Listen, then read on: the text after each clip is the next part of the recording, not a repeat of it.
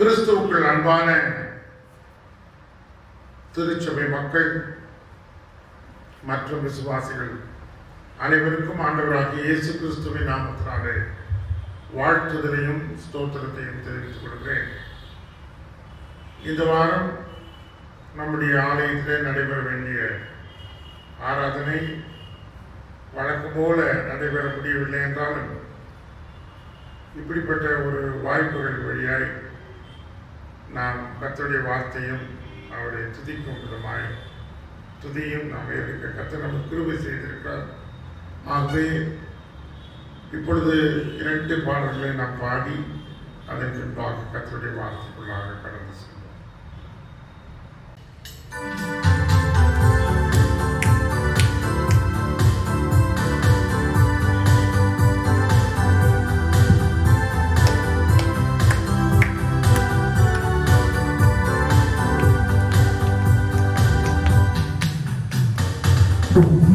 உன்னதமானவரின் உயர்மலை விழுகிறவன் சர்வ வல்லவரின் நிழலில் தங்குவான்.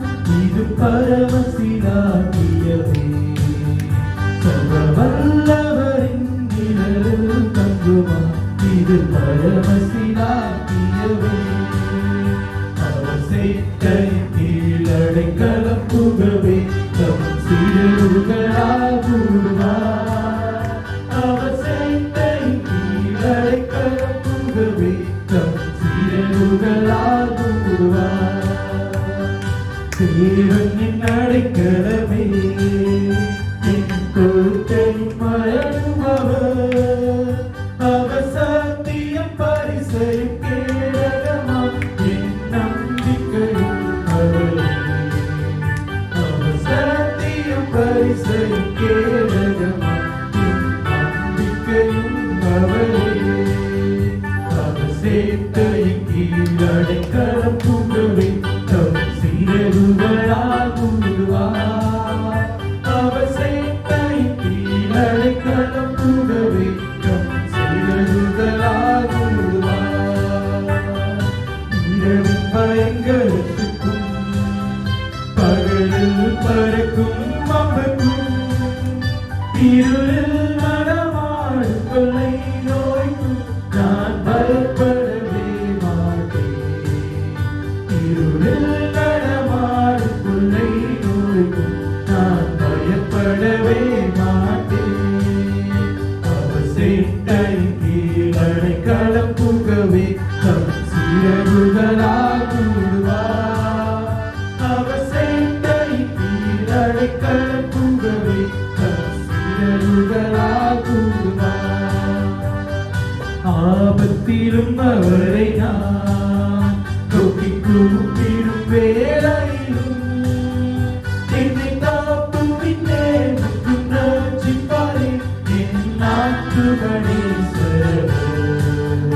என்னை காப்புவித்தே மற்றும் ரட்சிப்பாரே என் ஆத்துமனேஸ்வரர். அவர் சேட்டையின் கீழடைக்கலம் புகவே தம் சிறகுகளால் மூடுவார். அவர் சேட்டையின் கீழடைக்கலம் புகவே தம் சிறகுகளால் மூடுவார்.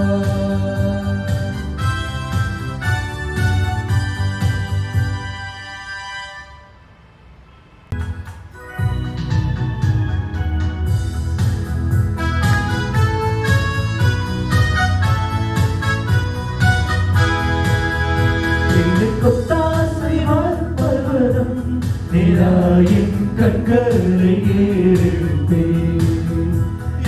கொத்தாசை பர்வதம் நிராயின் கண்களை ஏறெடுப்பேன். என் காலை தள்ளாடவுத்தார் என்னை காக்கும் தேவன் உரைத்தார். என் காலை தள்ளாடவுத்தார் என்னை காக்கும் தேவன் உரைத்தார். இஸ்ரவேலை காக்கும் தேவன் தப்பகள் உரைத்தாரே. இஸ்ரவேலை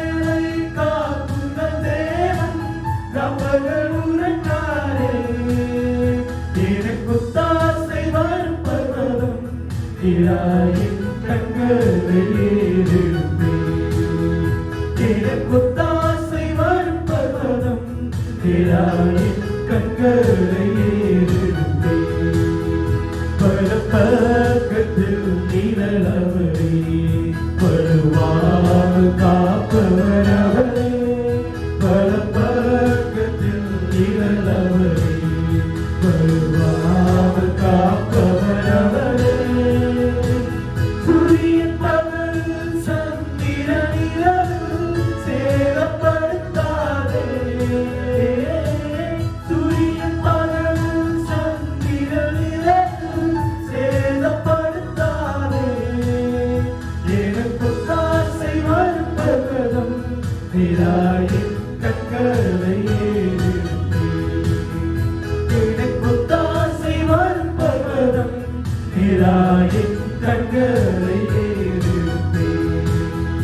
எழுத்தீகும் என்னை அணுகாமல் ஆத்துமாவை காக்கும் என் தேவன். எழுத்தீகும் என்னை அணுகாமல் ஆத்துமாவை காக்கும் என் தேவன். பொக்கையும் பத்தையும் பத்திரமாக கப்பலைது முதலாய். பொக்கையும் பத்தையும் பத்திரமாக கப்பலைது முதலாய். எனக்கொத்தாசை வரும் பர்வதம் நீராயின் கண்களை ஏறெடுப்பேன். எனக்கொத்தாசை வரும் பர்வதம் நீராயின் கண்களை ஏறெடுப்பேன்.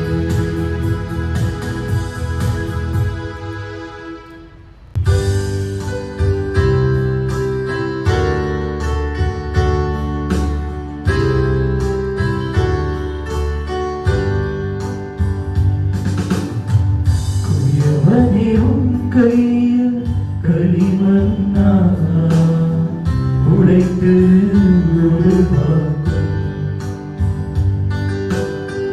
குயவனே உன் கையில் களிமண்ணா உடைத்து ஒரு பாகம். என் சித்தமல்ல உன் சித்தத்தாரா தருகிறேன் கையிலே. என் சித்தமல்ல உன் சித்தத்தாரா தருகிறேன் கையிலே. என்னை தருகிறேன் தருகிறேன் உன் கரத்தில். என்னை படைக்கிறேன் படைக்கிறேன் உன் பாதத்தில். என்னை தருகிறேன் தருகிறேன் உன் கரத்தில். என்னை படைக்கிறேன் படைக்கிறேன் உன் பாதத்தில். உயவனே உன் கையில் களிமண்ணா உடைத்து ஒரு பாகம். உன் சேவைக்காக என்னை தருகிறேன். பணிந்திடும் உன் சித்தம் போல். உன் சேவைக்காக என்னை தருகிறேன். பணிந்திடும் உன் சித்தம் போல். எனக்காக வாழாமல் உமக்காக வாழ்ந்திட. எனக்காக வாழாமல் உமக்காக வாழ்ந்திட. உருவாக்குமே உருவாக்குமே உருவாக்குமே உருவாக்குமே. என்னை தருகிறேன் தருகிறேன் உன் கரத்தில். என்னை படைக்கிறேன் படைக்கிறேன் உன் பாதத்தில். என்னை தருகிறேன் தருகிறேன் உன் கரத்தில். என்னை படைக்கிறேன் படைக்கிறேன் உன் பாதத்தில். குயவனே உன் கையில் களிமண்ணா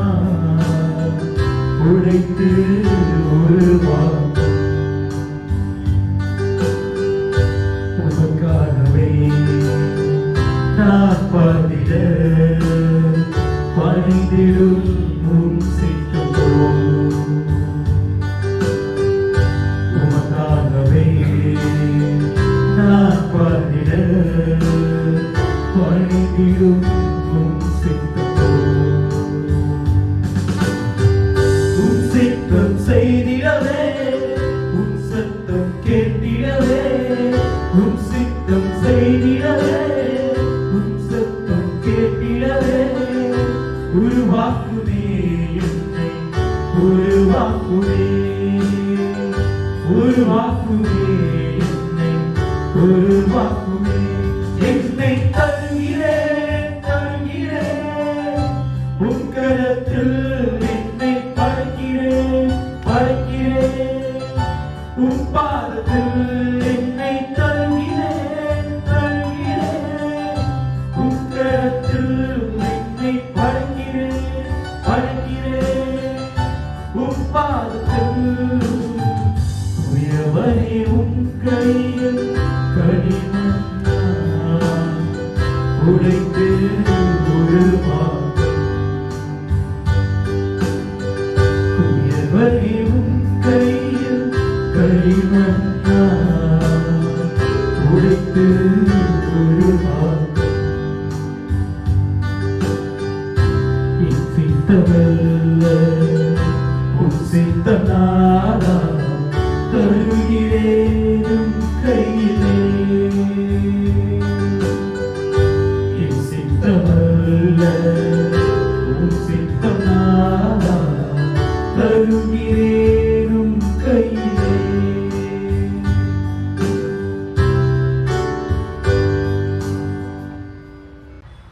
ஜெபம் செய்வோம். அன்புள்ள ஆண்டவரே, இந்த நல்ல நாளுக்காக நாங்கள் நமக்கு நன்றி செலுத்துகின்றோம். இது கர்த்தர் உண்டு பண்ணின நாள், இதிலே களி கூர்ந்து மகிழ கடவோம் என்ற சங்கீதத்திலே நாங்கள் வாசிக்கிறது போல எங்களுடைய வாழ்நாளிலே நீர் எங்களுடைய நாட்களை எண்ணும் அறிவை நீர் எங்களுக்கு தந்து இந்த நாளை எங்களுக்கு கூட்டி கொடுத்திருக்கிறீரே, அதற்காக நமக்கு நன்றி. இந்த நாளை பார்க்க முடியாதபடி எத்தனையோ பேர் இந்த உலகத்தை விட்டு கடந்து போய்விட்டார்கள். ஆனால் நாங்கள் இன்றைக்கு ஜீவனோடு உம்முடைய சந்நிதியிலே அமர்ந்திருந்து ஆண்டவரை உம்மை ஆராதிக்கவும் உம்மை துதிக்கவும் உம்முடைய வார்த்தையை கேட்கவும் நீர் எங்களுக்கு கொடுத்த அளவற்ற கிருபைக்காக உமக்கு ஸ்தோத்திரம்.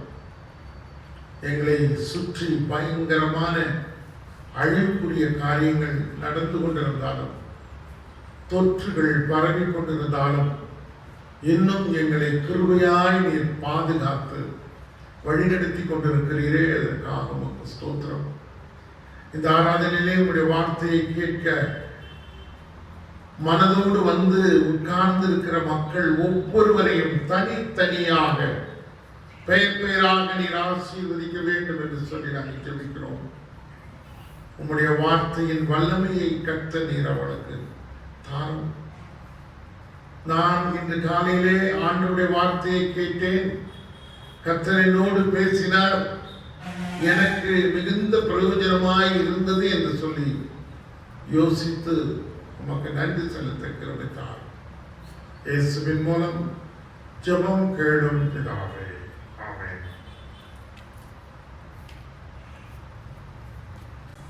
இந்த நாளின் செய்தி 127ஆம் சங்கீதத்திலிருந்து கர்த்தருடைய வார்த்தையை நான் பகிர்ந்து கொள்ளலாம் என்று யோசிக்கிறேன். சங்கீதத்தை நான் வாசிக்கும்படி விரும்புகின்றேன். கர்த்தர் வீட்டை கட்டாராகில் அதை கட்டுகிறவர்களின் பிரயாசம் வருகிறார்.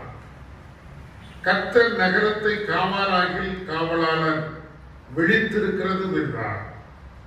நீங்கள் அதிகாலையிலே எழுந்து நேரப்பட வேளையிலே தரித்து வருத்தத்தின் அப்பத்தை சாப்பிடுகிறதும் வருகிறார். அவரே தமக்கு பிரியமானவனுக்கு நித்திரை அளிக்கின்றார். இதோ பிள்ளைகள் கர்த்தரால் வரும் சுதந்திரம், கற்பத்தின் கனி அவரால் கிடைக்கும் பலன். வால வயதின் குமாரர் பலவான் கையில் உள்ள அம்புகளுக்கு ஒப்பாயிருக்கிறார்கள். அவைகளால் தன் அம்பார தூணியை நிரம்பின புருஷன் பாக்கியவான். அவர்கள் நாணமடையாமல் ஒளிமுக வாசலிலே சத்துருக்களோடு பேசுவார்கள். சங்கீத புத்தகங்களை நாம் வாசிக்கிற போது அநேக சங்கீதங்களை எழுதியிருக்கிறார்கள். ஆனால் இந்த 127ஆம் சங்கீதத்தை எழுதினவர் சாலமோன் ராஜா. அவன் ஒரு ஞானி. அவன் அநேக நீதிமொழிகளை, ஆயிரக்கணக்கான நீதிமொழிகளை அவன் எழுதியிருக்கிறான். நிறைய பாடல்கள், சங்கீதங்களை அவன் எழுதினதாக சரித்திரம் சொல்கிறான். அவனுடைய வாழ்க்கையிலே அவன் அனுபவித்த, சந்தித்த காரியங்களிலே அவன் பேசுகிற போது, இந்த உலகம் ஒரு மாயை, மாயை, எல்லாம் மாயை என்று அவன் தன் வாழ்க்கையிலே அவன் எழுதுகிறதை நாம் பார்க்கிறோம். இந்த சங்கீதம் மிக மிக அருமையான சங்கீதம். நான் அநேக சமயங்களிலே வீடு பிரதிஷ்டை செய்கிற போது இந்த சங்கீதத்தை வாசித்திருக்கிறேன். இதற்குரிய சிறிய வியாக்கியானம் செய்திருக்கிறேன். முதல் வசனத்தை நான் இப்பொழுது உங்களோடு கூட வாசிக்கிறேன். கர்த்தர் வீட்டை கட்டாராகில் அதை கட்டுகிறவர்களின் பிரயாசம் விருதா. நிறைய பேர் வீடு கட்டுகின்றோம். நம்முடைய கரங்கள் வீட்டை கட்டுகிறது. Hand builds houses. நம்முடைய கரங்கள் வீடுகளை கட்டுகிறது.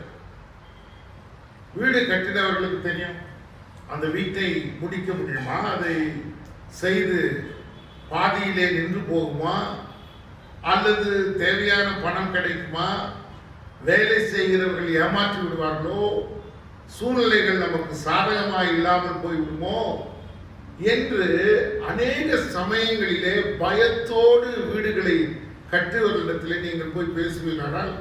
பல காரியங்கள் சொல்வார். நிறைய பேர் சொல்லுவாங்க, நான் இந்த காரியத்தில் ஏமாந்துட்டேன், இந்த காரியத்தில் ஏமாந்துட்டேன், இந்த காரியத்தில் எனக்கு சாதகமான காரியங்கள் இல்லை. ஆனால் அதை முடிக்கும் சூழ்நிலையை அவன் சந்திக்கிற போது அவனுடைய உள்ளம் எவ்வளவு பெரிதான நன்றி அறிதல் உள்ள இருதயமாக மாறும் என்று நாம் யோசித்து பார்ப்போமானால் கர்த்தருக்கு நன்றி செலுத்துவேன். அப்படியானால் என்ன சொல்லுகிறது என்று சொல்லி நாம் பார்ப்போமானால், கர்த்தர் வீட்டை கட்டாராகில், expect the Lord build a house. Expect. நல்ல கவனிங்க, நம்முடைய ஆண்டவர் வீட்டை கட்டவில்லையானா அந்த வீட்டை கட்டுகிறவர்களுடைய பிரயாசம்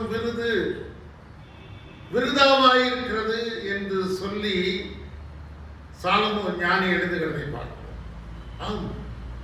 அநேக வீடுகள் கட்டி முடிக்கப்படுவதில்லை. அநேக வீடுகள் நின்று போயிருக்கிறது. அநேக வீடுகள் கட்டி முடிக்கப்பட்டு அதிலே குடியேறாமல் மக்கள் பாதிக்கப்பட்டு ஏதோ காரணங்களை சொல்லி அந்த வீட்டிலே அவர்கள் தாபரிக்க முடியாதபடி இருக்கிறதை பார்க்கிறோம். எனக்கு தெரியும், ஒரு பெரிய பணக்காரன் ஒரு மிகப்பெரிய வீட்டை கட்டினான். பல லட்சங்கள், கோடி செலவு செய்து அந்த வீட்டை கட்டி, அந்த வீட்டிலே அவனுடைய குடும்பத்தார் 2-3 நாட்கள் தங்கியிருப்பதிலே அவங்களுக்கு பிரச்சனை. கடைசியில் அந்த வீட்டிலே தங்கி இருக்க முடியாதபடி அவர்கள் இன்றும் அந்த வீடு கட்டி முடிக்கப்பட்டு அழகான வீடு குடியிருக்க முடியாதபடி இருக்கிறது. அருமையான தேவனுடைய பிள்ளைகளே, ஒன்று கர்த்தர் வீட்டை கட்ட வேண்டும். வீடு என்கிற போது ஒன்று நாம் இதை சொல்லலாம், we can call buildings, ஒரு கட்டடத்தை சொல்லலாம். But heart builds home. இருதயங்கள் வீட்டை கட்டுகிறது என்று சொல்லி நாம் யோசிக்கிறோம். குடும்பத்தை கூட ஆண்டவர் கட்ட வேண்டும். ஒரு குடும்பத்தை ஆண்டவர் தான் கட்டி அதை பராமரித்து அதை வழிநடத்த வேண்டும். The first institution of family. ஒரு நல்ல குடும்பத்தை, ஒரு இணைப்பை, ஒரு பந்தத்தை ஆண்டவராகிய தேவன் தான் குடும்பம் என்கின்ற உறவை ஏற்படுத்தினார். வேதத்திலே ஆதியாகம புஸ்தகத்திலே வாசிக்கிறோம், ஒரு நல்ல இன்ஸ்டிடியூஷன், ஒரு நல்ல ஒரு ஒரு ஒரு ஒரு இணைப்புள்ள ஒரு ஐக்கியம் நிறைந்த ஒரு குடும்பம், கணவன் மனைவி என்ற மிக அழகான குடும்பம். அந்த குடும்பத்திலே பிள்ளைகள் பிறக்கிறது. அந்த குடும்பத்திலே ஒரு ஒரு ஒரு ஒரு உறவுகள் வளர்ந்து வருகிறதை நாம் பார்க்கிறோம். இன்றைக்கு அநேக குடும்பங்கள் சிதறி போயிருக்கிறது. அநேக குடும்பங்களிலே நம்பிக்கை இல்லை. அநேக குடும்பங்களிலே வாக்குவாதங்கள், சண்டைகள், பிரச்சனைகள், புரிந்து கொள்ள முடியாதபடி வேதனைகள், துக்கங்கள். இன்னைக்கு நிறைய பேர் சொல்லுகிற காரியம், நான் இனிமேல் குடும்பத்தோடு வாழ முடியாது, நான் பிரிந்து போகிறேன். இன்றைக்கு நீதிமன்ற வழக்குகளை பார்க்கிற போது அநேக கிறிஸ்துவ திருமண காரியங்கள் திருமண முறிவிலே அது நின்று கொண்டிருக்கிறது. விவாகரத்திலே வழக்குகள் இருக்கிறதாக சொல்கிறார். எவ்வளவு ஒரு கொடுமையான ஒரு காரியம் ஐயா! ஒரு திருமணமாகட்டும், ஒரு வீடு ஆகட்டும், அது தேவனுடைய பார்வையிலே பிரியமுள்ளதாக அது நடத்தப்பட வேண்டும். அதனுடைய நோக்கங்கள் என்னவாயிருக்கிறது? 2 பேர் வீடு கட்டினாங்கன்னு ஆண்டவராகிய இயேசு கிறிஸ்து சொல்றார். ஒருத்த மணலின் மேலே வீட்டை கட்டினவன். மணலின் மேல் வீட்டை கட்டினவன் எப்படி கட்டினான் வீட்டை? ஒருவேளை வீடு கட்டினவன் ஒரு ஆழமான அஸ்திவாரத்தை போட வேண்டும். ஆனால் மணலின் மேலே வீட்டை கட்டினவன் அவன் அஸ்திவாரத்தை குறித்து அக்கறை இல்லாமல் அதற்கு மேலே கட்டப்படுகின்ற ஒரு அழகான மிகப்பெரிய வீட்டை குறித்து அவன் யோசித்தான், அதை கட்டினான். ஏன் அப்படி கட்டினார்? தன்னுடைய பெருமை, தன்னுடைய வாழ்க்கையிலே மிகப்பெரிய வீட்டை கட்டுகிறேன், எல்லாரும் அதை பார்த்து பாராட்ட வேண்டும், பெருமிதம் கொள்ள வேண்டும் என்று அவன் அஸ்திவாரத்தை குறித்து அக்கறை இல்லாமல் அவன் கட்டுகின்றான். ஆண்டவராகிய இயேசு கிறிஸ்து இன்னொருவனை குறித்து சொல்கிறார், கற்பாறையின் மேலே கட்டின வீடு. ஒருவேளை அஸ்திவாரத்திற்காக அவன் அநேக செலவுகளை அவன் செலவு செய்திருக்க வேண்டும். அந்த அஸ்திவாரம் சரியில்லையானால் வீடு நிலை நிற்காது. அப்போ அஸ்திவாரம் என்கின்ற ஒரு காரியத்தை சொல்லுகிற போது கண்மலையாகிய கிறிஸ்துவின் மேலே நம்முடைய வீட்டையும் நம்முடைய குடும்பத்தையும் நாம் கட்ட வேண்டிய மக்களாக இருக்கின்றோம். ஆண்டவராகிய இயேசு கிறிஸ்துவின் பேரிலே உள்ள நம்பிக்கையிலே, விசுவாசத்திலே அவர் மகிமைப்படும்படியான ஒரு வீடு, அவர் மகிமைப்படும்படியான ஒரு குடும்பம் இருக்குமானால், அருமையான தேவனுடைய பிள்ளைகளே, அந்த குடும்பம், அந்த வீடு நிலைத்து நிற்கும். ஆண்டவராகிய இயேசு கிறிஸ்து சொல்லும்போது சொல்றார், பெருமழை பெய்தது, பெருவெள்ளம் வந்தது, காற்று அதன் மேலே வீசினது, மணலின் மேலே கட்டின வீடு அது அழிந்து போனது. ஆனால் அஸ்திவாரத்தை சரியாய் போட்ட அந்த மனிதனுடைய வீடு அது நிலைத்து நின்றது என்று சொல்லி வேதவசனம் சொல்கிறது. எந்த பிரச்சனைகள் வந்தாலும், எந்த சூழ்நிலைகள் வந்தாலும், எந்த இழப்புகள் வந்தாலும், எந்த பணத்தேவைகள் வந்தாலும், எந்த கண்ணீர் விடும்படியான சூழ்நிலைகள் வந்தாலும், எந்த விதமான காலகட்டத்திலே நாம் கடந்து போனாலும், வறுமையின் காலகட்டத்திலே, பணமில்லாத சூழ்நிலையிலே, வியாதியின் மத்தியிலே, கண்ணீரின் மத்தியிலே நாம் வாழ்ந்து கொண்டிருந்தாலும் அந்த வீடு நிலைத்து நிற்கும். ஏன் தெரியுமா? நாம் யாரின் மேலே கட்டியிருக்கிறோம்? ஆண்டவராகிய இயேசு கிறிஸ்துவின் மேலே கட்டியிருக்கிறோம். என்னுடைய வாழ்க்கையின் பிரச்சனைக்கு முடிவவர். என் கண்மலையாகிய இயேசு கிறிஸ்து எல்லாவற்றையும் பார்த்துக் கொள்வார். சங்கீதத்திலே வாசிக்கிறோமே, எனக்கு ஒத்தாசை வரும் பர்வதங்களுக்கு நேராக என் கண்களை ஏறெடுக்கிறேன், என் காலை தள்ளாட விட்டார், என்னை காக்கிறவர் உறங்கார். இதோ இஸ்ரவேலை காக்கிறவர் உறங்குகிறதும் இல்லை, தூங்குகிறதும் இல்லை. அப்படியானால் நம்முடைய தேவன் நம்முடைய வீட்டை அவர் கட்டுவார், நம்முடைய குடும்பத்தை கட்டுவார். என்னை கேட்டுக்கொண்டிருக்கிற அருமையான தேவனுடைய பிள்ளைகளே, உங்களுடைய குடும்பம் அல்லது நீங்கள் கட்டுகிற வீடு கிறிஸ்துவின் மேலே அஸ்திபாரமிட்டதாக இருக்க வேண்டும். நம்முடைய நோக்கம் எல்லாம் நம்முடைய பிள்ளைகள், கணவன், மனைவி, நம்முடைய சம்பாதனை அல்லது நம்முடைய கையின் பிரயாசங்கள் எல்லாம் தேவனை மகிமைப்படுத்த வேண்டும். அப்படிப்பட்ட காரியம் இருக்குமானால் கர்த்தர் வீட்டை கட்டுவார், கர்த்தர் குடும்பத்தை கட்டுவார். நன்றாக யோசித்து பாருங்கள். நம் முயற்சியின் மூலமாய், நம்முடைய சிந்தையின் வழியாய், பணத்தின் மேலே அஸ்திவாரம் விட்டு அல்லது டௌரியின் மேலே அஸ்திவாரம் வைத்து நம்முடைய கால்குலேஷன் எல்லாம் போட்டு படிப்பெல்லாம் கணக்கிட்டு எல்லாம் பண்ணி பார்த்து ஒரு திருமணத்தை நடத்தி வைத்தோமானால், ஆண்டவருக்கு அங்கே இடமில்லையானால், நான் சொல்றேன், உங்களுடைய குடும்பம் அவ்வளவு ஆசீர்வதிக்கப்பட்டதாக இருக்கவே முடியாது. we have to glorify the Lord through our family. நம்முடைய குடும்பத்தின் மூலமாய் தேவனை நாம் மகிமைப்படுத்த வேண்டும். இரண்டாவது காரியம், கர்த்தர் நகரத்தை காவலாகி காவலாளர் விழித்திருக்கிறது விருதார். இதுக்கு எத்தனையோ காவலாளர்கள் இருக்கிறார்கள், வாட்ச்மேன்ஸ். நம்முடைய நாட்டை சுற்றியும் பாதுகாக்க ராணுவ வீரர்கள் சூழ்ந்திருக்கிறார்கள். எத்தனை நவீன வெப்பன்ஸ் இருக்கிறது, எப்படிப்பட்ட ராக்கெட்கள் இருக்கிறது. விலை கொடுத்து கோடிக்கணக்கான ரூபாய்களை செலவு செய்து நம்முடைய நாடு பாதுகாப்புக்காக செலவு செய்து கொண்டிருக்கிறது. ஒன்றை மாத்திரம் நான் சொல்லுகிறேன், எனக்கு அருமையான தேவனுடைய பிள்ளைகளே, இன்றைக்கு கொரோனா வைரஸ் வந்திருக்கிறது. ஆயிரக்கணக்கான லட்சக்கணக்கான போர் வீரர்கள் நம்முடைய நாட்டை பாதுகாக்கலாம். இந்த வைரஸை பாதுகாக்க முடிச்சா, ஒருவேளை மருத்துவர்கள் இருக்கலாம், விஞ்ஞானிகள் இருக்கலாம், இன்றைக்கு போராடி கொண்டிருக்கிறார்கள். அதற்கான ஒரு தடுப்பு மருந்தை கண்டுபிடிக்கணும் சொல்லி போராடுகிறார். நாட்டுக்கு நாடு போட்டியாக கண்டுபிடித்து கொள்ள முயற்சிகளிலே இருக்கிறார்கள். ஆனால் ஆயிரக்கணக்கான மக்கள் மடிந்து கொண்டிருக்கிறார்கள்.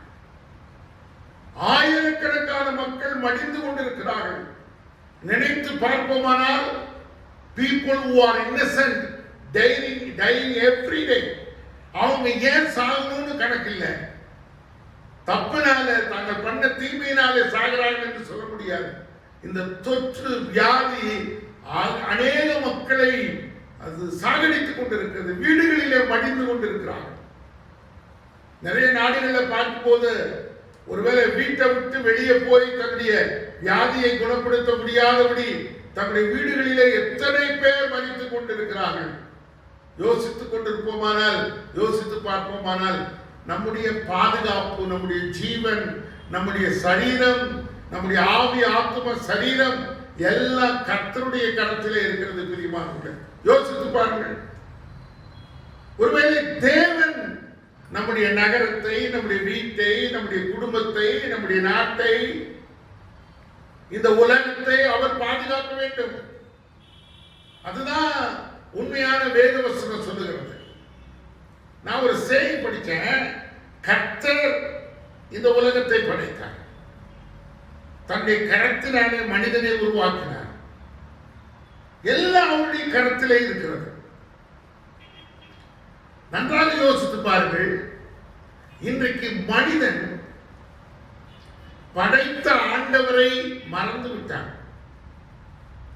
படைத்த ஆண்டவரை கனப்படுத்தவில்லை. படைத்த ஆண்டவருடைய மகிமையும் அவருடைய வல்லமையுள்ள சத்துவத்தையும் அவருடைய மகா பெரிய கிருபைகளையும் நாடாமல் அவராலே படைக்கப்பட்ட பொருட்கள், அவராலே படைக்கப்பட்ட இந்த உலகத்தை அவர்கள் அதிகமாக மதித்து அதை வணங்கி அதற்கு தன்னுடைய இருதயத்தை கொடுத்து அதை சேமிக்க ஆசைப்படுகிறார்கள்.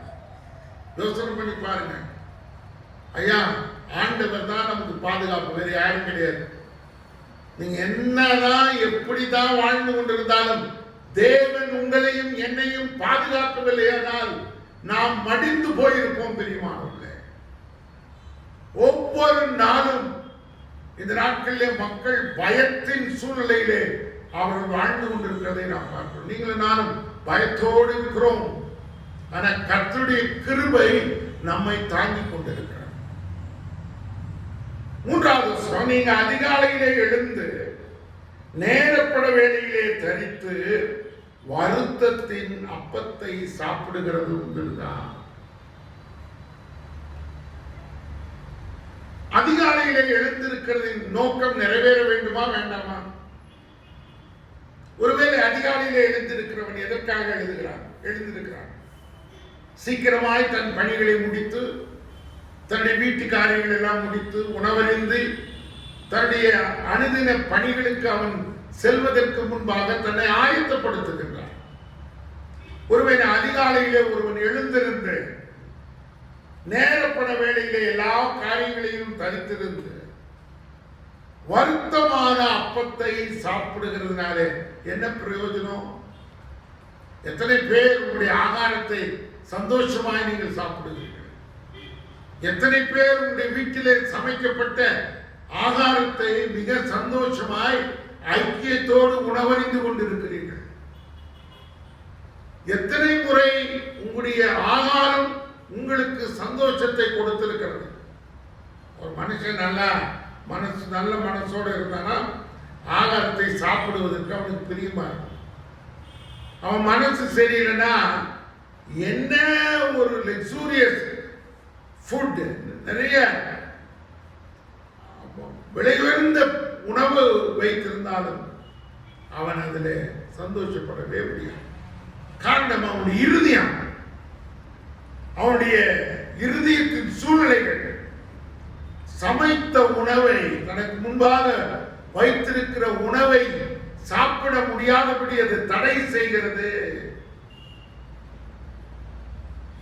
நீங்களும் நானும் சந்தோஷமான முறையிலே நம்முடைய ஆகாரத்தை எடுத்துக்கொண்டிருக்கிறோம். நம்ம வீட்டில்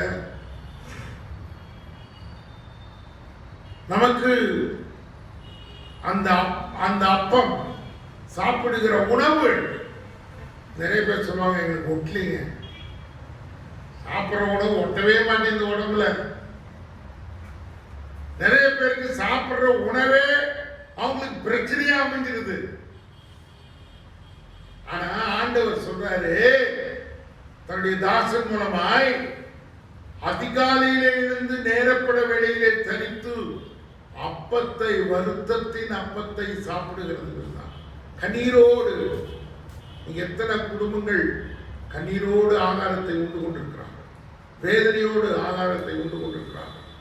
குடும்பத்தில் பிரச்சனை, குடும்பத்தில் வேதனை, குடும்பத்தின் சூழ்நிலைகள் தாங்கள் சமைத்த ஆகாரத்தை சாப்பிட முடியாதபடிக்கு அவங்களுடைய வாழ்க்கையிலே துக்கம் நிறைந்தவர்களாக இருக்கிறார்கள். ஆண்டவர் துக்கத்தை மாற்றுகிறவர்.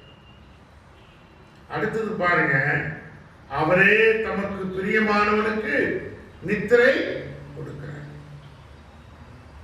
நீங்க நல்லா தூங்குறீங்களா பிரதர் சிஸ்டர்? நல்லா தூங்குறீங்களா தம்பி? நல்லா தூங்குறீங்களா ஐயா? தூக்கமே வர மாட்டேங்குதுங்க, தூங்க முடியல. நிறைய பேர்னால தூங்க முடியல.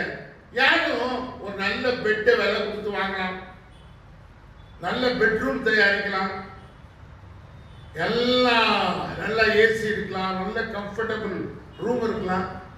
If you don't sleep, நீ தூங்கலன்னா அதுல என்ன நிலைமை உனக்கு? நல்ல கவனிங்க, ஒரு மனிதனுடைய சமாதானம் இருக்குமானால் அவன் தூங்குகிற தூக்கத்தை தேவன் ஆசீர்வாதமாக கொடுப்பார். நிறைய பேர் நல்லா தூங்குறாங்க சார், அவங்களுக்கு நிறைய பிரச்சனை இருக்குது. ஆனா அவங்க படுத்தாங்கன்னா எந்திரிக்கும் போது அவங்களுக்கு தெரியும் தாங்க தூக்கத்தை விட்டு எந்திரிக்கிறோம். சில பேர் தூங்கவே முடியல, இரவு பகலாக புரண்டு புரண்டு படுத்து கண்ணீரோடும் யோசனையோடும் பலவிதமான பயத்தோடும் தன்னுடைய வாழ்க்கையின் திட்டங்கள் புரிந்து போய்விடுமோ, தன்னுடைய வாழ்க்கை என்னவாய் மாறி போய்விடுமோ, வேதனையோடும் துக்கத்தோடும் நம்பிக்கை இல்லாமல் தன்னுடைய படுக்கையின் மேலே படுத்துக் கொண்டிருக்கிறார். அவருடைய படுக்கையின் சுகம் அவர்களுக்கு ஆதாரமாக இல்லை. ஆகவே நல்ல தூக்கத்தை கொடுப்பவரும் ஆண்டவர் தான். வருத்தமில்லாத அப்பத்தை கொடுப்பதும் ஆண்டவர் தான். நல்ல தூக்கத்தை கட்டளையிடுகிறவரும் ஆண்டவர் தான். 4வது வசனம் பாருங்கள். இதோ பிள்ளைகள் கர்த்தரால் வரும் சுதந்திரம், கற்பத்தின் கனி அவரால் கிடைக்கும் பலன். ஐயா, திருமணமாகி நிறைய பேர் பிள்ளை பேற்றுக்காக ஜெபித்துக் கொண்டிருக்கிறார். போதகர் திருமணத்தை நடத்தி முடித்துவிட்டு அவங்களுக்கு கொடுக்கிற ஆசீர்வாதத்தை நீங்கள் பார்ப்பீங்களா? உங்களுக்கு அநேக பிள்ளைகளை கர்த்தர் கொடுத்து கற்பத்தின் கனியை ஆசீர்வதிப்பார் என்று ஆசீர்வதித்தார். எனக்கு தெரிய ஒரு குடும்பம் ஆண்டவரை மிக அதிகமாக நேசித்தார். 18 ஆண்டுகள் அவர்களுக்கு குழந்தை இல்லை என்ற வாய்ப்பே இல்லை. ஆனால் அவருடைய ஜெபத்தை அவர்கள் ஒருபோதும் கைவிடவில்லை. அவருடைய ஜெபத்திலே ஒருபோதும் தளர்ந்து போகவில்லை. நான் சிறியவனாயிருந்த போது அவருடைய குடும்பத்திற்காக ஜெபித்திருக்கிறேன்.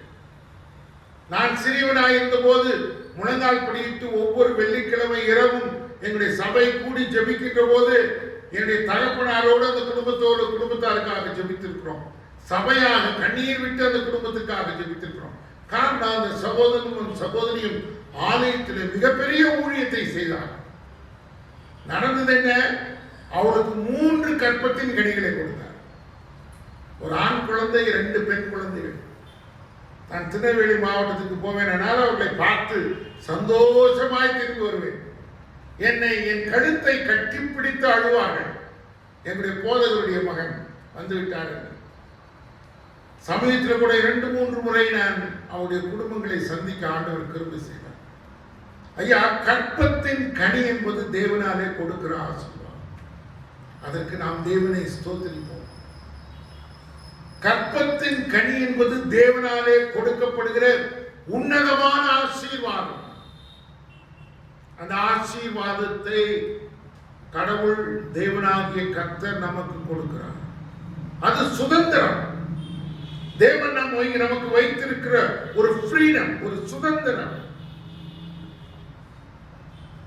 அவராலே கிடைக்கப்படுகிற ஒரு பலன், ஆசீர்வாதம். யோசனை பண்ணி பாருங்க. கர்த்தர் ஒருவேளை உங்களுடைய வாழ்க்கையிலே கொடுக்கப்பட்டிருக்கிற கற்பத்தின் கனிகளுக்காக அல்லது உங்க வாழ்க்கையிலே கொடுக்கப்பட்டிருக்கிற குழந்தைகளுக்காக ஆண்டவருக்கு நன்றி செலுத்துங்கள். Just praising for your children. உங்களுடைய குழந்தைகளுக்காக நீங்கள் தேவனை ஸ்தோத்திரியுங்கள். ஸ்தோத்திரிக்க உங்களுக்கு கிருபைகள் பெருகும். ஆண்டவருக்கென்று உங்களுடைய பிள்ளைகளை நீங்கள் வளர்க்க ஆரம்பியுங்கள். வேத வசனத்தை போதியுங்கள். கர்த்தருடைய ஆலயத்துக்கு அழைத்து வாருங்கள். ஜெபத்திலே தரித்திருங்கள். ஆண்டவருடைய சமூகத்திலே தேவனுடைய அதிசயங்களையும் அற்புதங்களையும் குறித்து பேசுங்கள். கர்த்தர் செய்கிற மகத்துவங்களை உங்களுடைய பிள்ளைகளோடு கூட நீங்கள் பகிர்ந்து கொள்ளுங்கள். எத்தனை பேர் பெற்றோர்கள் உங்களுடைய பிள்ளைகளோடு கூட ஆண்டவருடைய அற்புதங்களையும் வசனங்களையும் அவர் செய்த மகத்துவங்களையும் அவராலே செய்யப்படுகிற காரியங்களையும் பகிர்ந்து கொண்டிருக்கிறீர்கள். நான் சிறு வயதிலிருந்து வேதத்தை கற்றுக்கொள்ள தேவன் எனக்கு கிருபை தந்தார். அதனால்தான் இன்றைக்கு கர்த்தருடைய ஊழியத்தை செய்யவும், அவருடைய வேதத்தை வாசிக்கவும், கர்த்தருடைய வசனத்தை அநேகருக்கு போதிக்கவும் கர்த்தரை நிலைநிறுத்திருக்கிறார். பிரியமானவர்களே, கடவுளாலே கொடுக்கப்பட்ட, தேவனாலே கொடுக்கப்பட்ட கற்பத்தின் ஈவு. அடுத்தது 5வது வசனம். வால வயதின் குமாரர் பலவான் கையில் உள்ள அம்புகளுக்கு ஒப்பாய் இருக்கிறார்கள். As the arrows are in the hands of warrior. இந்த நாட்களிலே நிறைய நவீன ஆயுதங்கள் வந்து விட்டது. இந்த சங்கீதம் எழுதப்படும் போது அங்கே அப்ப இருந்த ஒரு காரியம் என்னவென்றால், ஒரு போர் செய்கிற ஒரு வீரன் தன் கைகளிலே அம்புகளை வைத்து எரிந்து எதிரிகளை கொலை செய்கிற தாக்குகின்ற ஒரு முறைமை இருந்தது. இந்த அம்புகளை எய்கிற மனிதனுடைய கரங்கள் எவ்வளவு வலுவாக இருக்க வேண்டும். அதை நானேற்றி அதை தன் எதிரிகளுக்கு முன்பாக அவன் எய்யும் போது அது சரியாக கடந்து போக வேண்டும். அது பின்வாங்கி திரும்பவும் அது எதிர்த்து கொண்டு போகும்.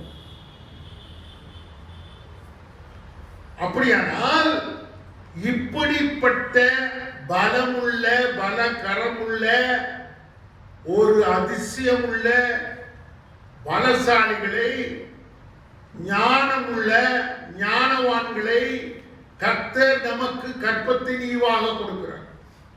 நிறைய பேர் யோசிப்போம், ஒருவேளை பெரிய ஜெய்ஜாண்டிக்கா இருக்கணும், மசில்ஸா இருக்கணும், ஒரு பெரிய ஒருவேளை ஒரு மனிதனாக இருக்கிற, ஒருவேளை கர்த்தர் உனக்கு கொடுத்திருக்கிற உன்னுடைய பிள்ளைகள் ஞானத்தினாலே நிரம்பி இருக்க வேண்டும். உலக சூழ்நிலைகளை எதிர்த்து, பிசாசின் தந்திரங்களை எதிர்த்து, உலகத்தின் அசூசிகளை எதிர்த்து, உலகத்தின் அக்கிரமங்களையும் அநீதிகளையும் வெறுத்து எதிர்த்து போராடுகின்ற உன்னதமான சத்தியத்தை நிறைந்தவர்களாய், உண்மையுள்ளவர்களாய் இந்த உலகத்திலே வாழ அவர்கள் பழகிக் கொள்ள வேண்டும். நீங்கள் நானும் நம்முடைய பிள்ளைகளுக்கு முன்பாக நீதியாய் வாழ்ந்து கொண்டிருக்கிறோமா?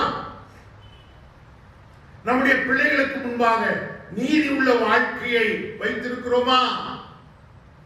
நம்முடைய பிள்ளைகள் கர்த்தருடைய வசனத்தினாலே நிறைந்து உலகத்தின் அசுத்தங்களையும் அக்கிரமங்களையும் விட்டு வாழ்ந்து கொண்டிருக்கிறார்களா?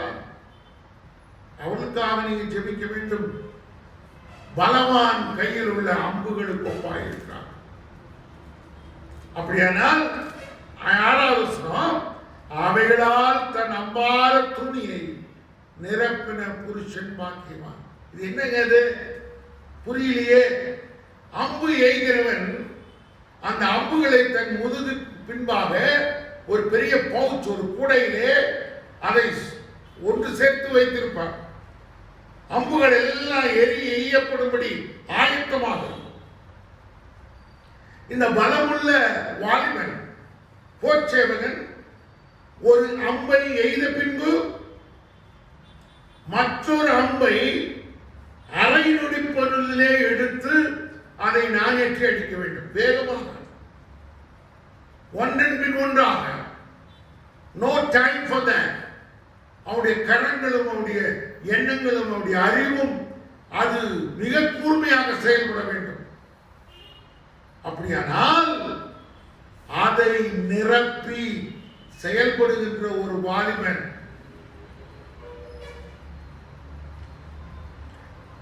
ஐயா வேதவசனத்தை வாசிக்கின்ற போது அப்படிப்பட்ட ஞானமுள்ள ஒரு புருஷன் பாக்கியவான். அவன் அப்படிப்பட்ட ஒரு ஞானமுள்ள ஒரு மனிதன். ஐயா, நம்மளை சுற்றி நமக்கு எதிராய் பிசாசு பல போராட்டங்களை நடத்தி கொண்டிருக்கிறார். பிசாசுடைய வேலை என்ன?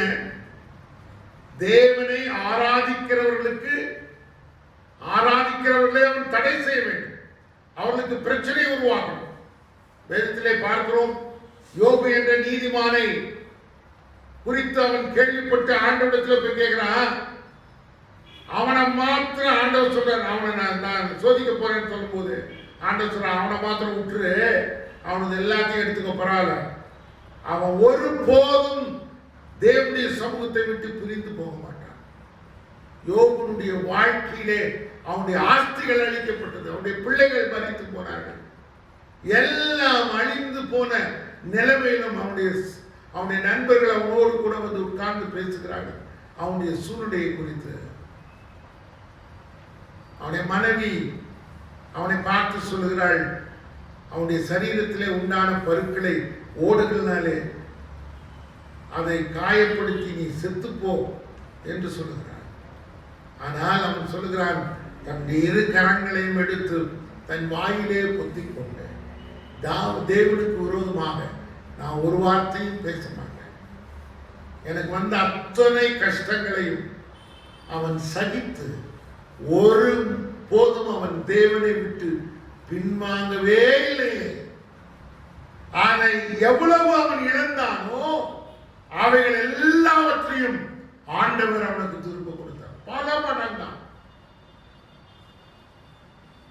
மடங்காக இன்னைக்கு நிறைய பேர் நம்முடைய வாழ்க்கையிலே வருகிற சோதனை கட்டங்களிலே, வியாதிகளிலே, பண தேவைகளிலே, கடன் பிரச்சனைகளிலே, நமக்கு வந்த எதிர்ப்புகளிலே நம்ம என்ன யோசிக்கிறோம்?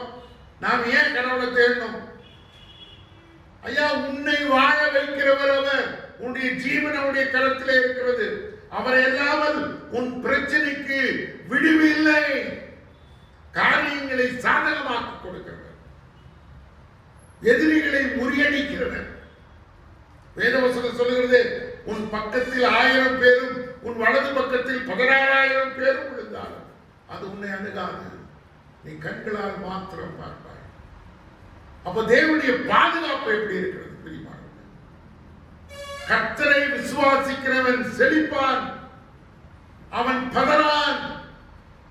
கர்த்தரை நம்புகிறவன் செழிப்பான். வேதவசனம் சொல்கிறது. ஆண்டவரை எவ்வளவாய் நாம் விசுவாசிக்கிறோம் பிரியமானவர்களே. இந்த காலை வேளையிலே ஆண்டவரிடத்தில் சொல்லுவோம், ஆண்டவரே, நான் உம்மை நம்பி வந்திருக்கிறேன். என் வாழ்க்கையை உம்முடைய கரத்திலே நான் கொடுத்திருக்கிறேன். என்னை நான் உம்மிடத்திலே அர்ப்பணிக்கிறேன். என் வாழ்க்கையை சிறக்க செய்யும். என் வாழ்க்கையின் பகுதிகளை எல்லாவற்றையும் நீர் பொறுப்பேற்றுக் கொள்ளும். நீருடைய இல்லத்தின், என் குடும்பத்தின் தலைவராக நீர் மாறும் சுவாமி. உம்மை இல்லாமல், உம்முடைய விருப்பம் இல்லாமல், உம்முடைய வசனம் இல்லாமல் நாங்கள் எந்த தீர்மானத்தையும் நாங்கள் செய்ய மாட்டோம். கர்த்தரை முன்வைத்து கர்த்தரிடத்தே நாங்கள் எங்களை அர்ப்பணிக்கிறோம். அழகான வசனம், எல்லாருக்கும் தெரிந்த வசனம். முதலாவது தேவனுடைய ராஜ்யத்தையும் அவருடைய நீதியும் தேடுங்கள், அப்பொழுது இவைகள் எல்லாம் கூட கொடுக்கப்படும். எல்லாம் அதுல இவைகள் தான் இல்லை, எல்லாத்தையும் கர்த்தர் கொடுக்க வல்லமையுள்ளவர். அவராலே செய்யக்கூடாதது ஒன்று உண்டோ? அவரால் எல்லாம் செய்ய முடியும். அவர் ஐஸ்வர்ய சம்பனர் என்று வேதவசனம் சொல்கிறார். இந்த உலகத்தை நம்முடைய கரத்திலே கொடுத்த ஆண்டவர் வாழ்க்கையை சிறக்க செய்ய அவராலே முடியும். அப்புறம் பாருங்க, அவர்கள் ஞானமடையாமல் ஒளிமுக வாசலில் சத்துருக்களோடு பேசுவார். இப்படி சொன்னோம்னா, கிராமங்களிலே, அதாவது ஊர் மக்கள் கூடி நியாயம் தீர்ப்பார்கள், நியாயம் பேசுவார்கள். சனதனி சங்கத்திலே கூட ஒரு பிரச்சனையை கொண்டு போய் அந்த சனதனி சங்கத்தினத்திலே கொடுப்பார்கள். ஆதி காலத்திலே அந்த ஊர்ல இருக்கிற சனதனி சங்கம் தான் அந்த வீட்டுக்கு நியாயம் சொல்லும். தப்பு என்னது, அல்லது நியாயம், மோசே நியாய பிரமாணத்தின்படி இது நடக்கப்பட்டிருக்கிறதா என்று நியாயம் சொல்லுகின்ற ஒரு இடம். அப்படியானால் இப்படிப்பட்ட கர்த்தரால் ஆசீர்வதிக்கப்பட்ட மனிதன் அங்கே உட்கார்ந்து நியாயம் விசாரிக்கிற போது நியாயத்தை தைரியமாய் பேசுவான், வெட்கப்படாமல் பேசுவான். காரணம் ஏன்? அவனுடைய வாழ்க்கையை குறித்தோ, அவனுடைய குடும்பத்தை குறித்தோ ஒருவனும் கரம் நீட்டி குற்றப்படுத்தாதபடிக்கு நியாயமாய் நடந்து கொண்ட வாழ்க்கை, பரிசுத்தமாய் வாழ்ந்து கொண்ட வாழ்க்கை. அவனுடைய நேர்மையை குறித்து மக்கள் பயப்படுவார்கள். நாணமடையாமல், வெட்கப்படாமல் சத்துருக்களோடு பேசுவான். அஞ்ஞான தேவனுடைய பிள்ளைகளே, இன்றைக்கு வேத வசனத்திலே நாம் கற்றுக்கொண்ட பாடங்கள், கர்த்தர் வீட்டை, குடும்பத்தை கட்ட வேண்டும். கர்த்தர் நகரத்தை, இந்த தேசத்தை, இந்த உலகத்தை பாதுகாக்க வேண்டும். அதிகாலையிலே எழுந்து வருத்தத்தின் அப்பத்தை சாப்பிடாதபடிக்கு சந்தோஷமான ஒரு ஆகாரத்தை நாம் சாப்பிடும்படி நம்முடைய துக்கங்களை, கண்ணீர்களை மாற்றக்கூடிய நிலைமையிலே கர்த்தர் வழிநடத்த வேண்டும். நாம் உறங்குகின்ற போது ஒரு சுகமான நித்திரை, அயர்ந்த நித்திரை. உன்னுடைய கவலைகள் எல்லாம் அவர் மேலே வைத்து விடுங்கள், அவர் பார்த்துக்கலாம். அந்தவரே, நாளைக்கு நான் சந்திக்க போகிறேன் பிரச்சனை உங்க கையில கொடுத்துட்டேன், நாளைக்கு என் தேவையை உங்களுடைய கையில கொடுத்து, நாளைய தினத்தின் காரியங்களை கையில கொடுத்துட்டேன். அருமையான தேவனுடைய பிள்ளைங்க, நாளைய தினம் ஒருபோதும் நம்முடையதல்ல. நாளைய தினம் யாருடைய கருத்தில் இருக்கிறது? கர்த்தருடைய கருத்தில் இருக்கு. Tomorrow is not mine. நாளை என்னுடையதல்ல, அது கர்த்தருடையது.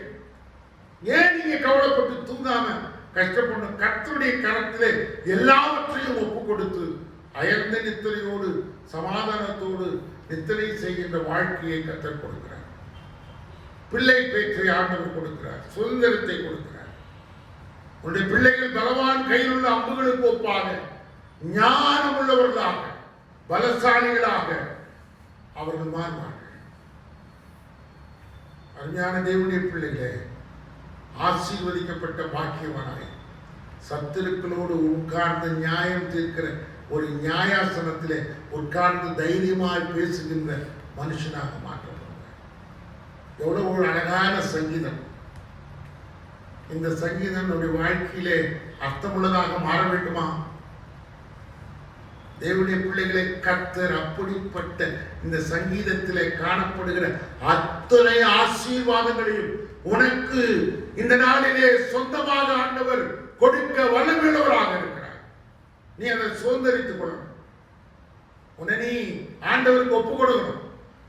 கர்த்தர் இப்படிப்பட்ட ஆசீர்வாதங்களை உன்னுடைய வாழ்க்கையிலே என்னுடைய வாழ்க்கையிலே தந்து ஆசீர்வதிப்பார். ஜெபிப்போமா?